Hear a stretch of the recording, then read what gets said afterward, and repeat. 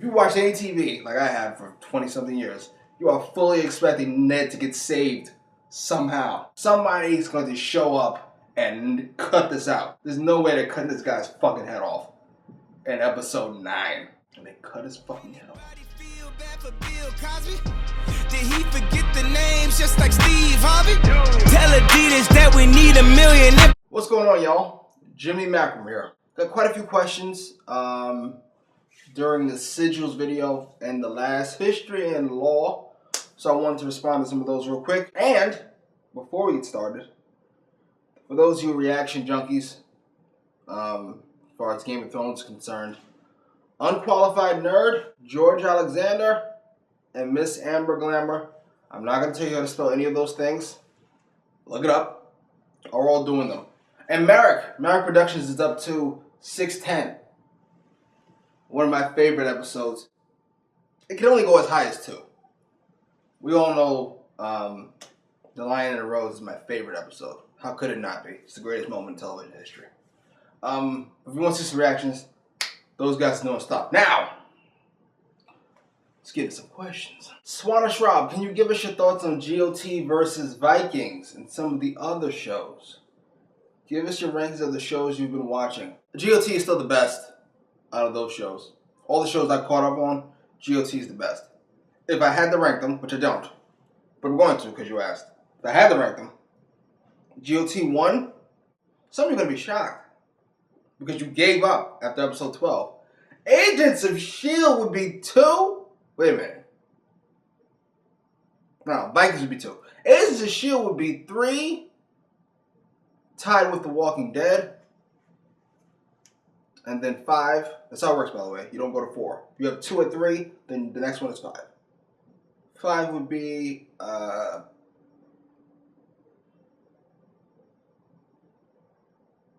don't know. That 5 spot's still up for grabs.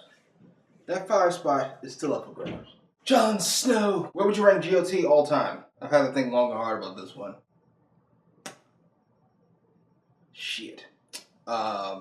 It's in my top 5. And I think I've narrowed my 6 into some type of cohesive order. 6 would be The Sopranos. Okay? 5 would be The Shield. Probably the most underrated show ever at this point. The Wire, Sopranos. The Shield is fucking amazing. Not Agents of Shield, The Shield. Big fucking Mackie. 4. Shit. 4 is always gets difficult for me. I'm going to be blasphemous. Well, to be fair, all these shows are great, so it's not really blasphemous. I'm going to say... No. I'm going to say House of Cards Fall. I'm going to say The Wire 3. And Thrones and Breaking Bad tied for number 1. Sorry. That's hard. That's a difficult one. Just your friend. Any good shows to watch? I need suggestions. I already watched TWD, Game of Thrones, and Breaking Bad. The Wire. Fucking Vikings. Every show I just mentioned. Pay attention. Alyssa Gossage. What does the new person think about Game of Thrones? She thinks it's a good show. I'm not going to say likes it, because likes it means you get some type of enjoyment out of it. But that's not really what goes on. It's more like a... people that cut themselves, fucking... because they want to feel something. That's what Thrones is like for her. It's like this painful fucking experience. We just finished... She's quit several times, by the way. Ned's head, obviously. Wasn't as happy about the purple wedding as you'd think she'd be. She pretty much quit because fucking Tyrion was in deep shit. Red wedding, obviously. Jesus. And she gets really like... anything like suspenseful where you could tell something awful is going to happen. So when Barristan, we're up to 4-9. So when Barristan delivers, not delivers, but he tells Dany about Jorah's betrayal. She couldn't even watch the scene. She knew what was happening. It was like, I'm not watching it. Skip it. Like, we gotta watch this part. We know what happens. She gets kicked out. He either gets killed or kicked out. What happens? Couldn't watch The Mountain and the Viper, but to be fair, I wasn't watch either. This is not the way this is supposed to work.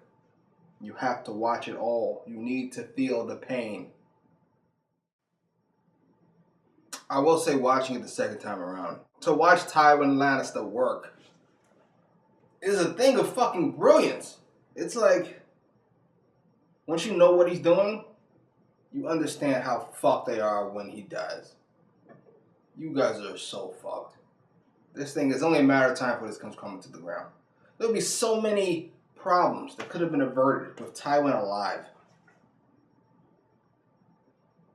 For example, the fucking, we didn't reach this part yet, but the fucking High Sparrow, are you fucking kidding me?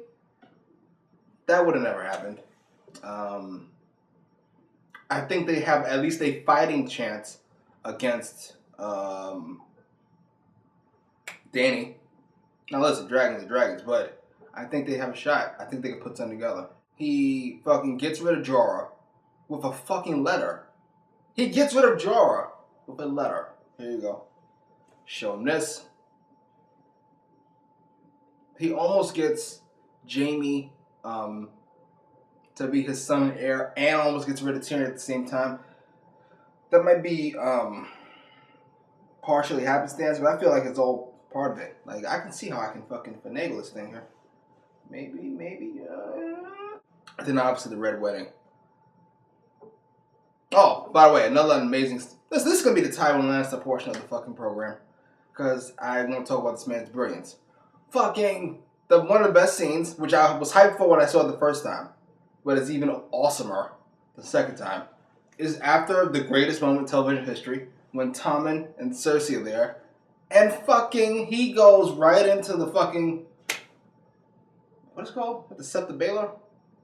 And immediately gets to work. What makes a good king?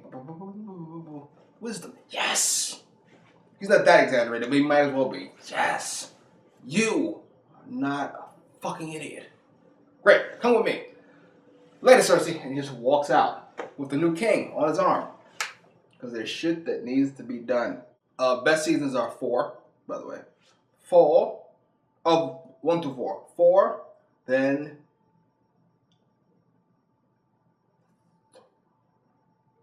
4, then 3, then 2. No, 4, then 3, then 1, then 2. By the way, 1 feels like a completely different show. From the way it looks, it seems to move faster. There's less long speeches. Still great. And I miss Ned. I think that's it. I think we're done here. Anyway, what'd you think? On your second viewing of Game of Thrones, where did it rank for you? Was it better than the first time you watched it? Better is a relative term. I'd say it's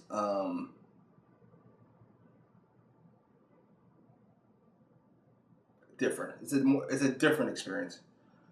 It's almost as enjoyable in its own way. Nothing's gonna beat the pure shock of. I thought I was gonna stop. I gotta keep going. When they cut Ned's head off, I was talking to the person I'm watching with. When they cut Ned's head off, you are, if you've watched any TV at all, television. This is the main character. Ned is the main character of the show through 9 episodes. Let's be clear. It's an ensemble. Ned is the main character through 9 episodes. And once they start cutting to Arya, and they cut to somebody else, I forget, back to the stage, and they're slowly bringing the sword over. If you watch any TV, like I have for 20-something years, you are fully expecting Ned to get saved somehow. Arya's gonna get up there, fucking somebody's going to show up and cut this out. There's no way they're cutting this guy's fucking head off in episode 9. And they cut his fucking head off.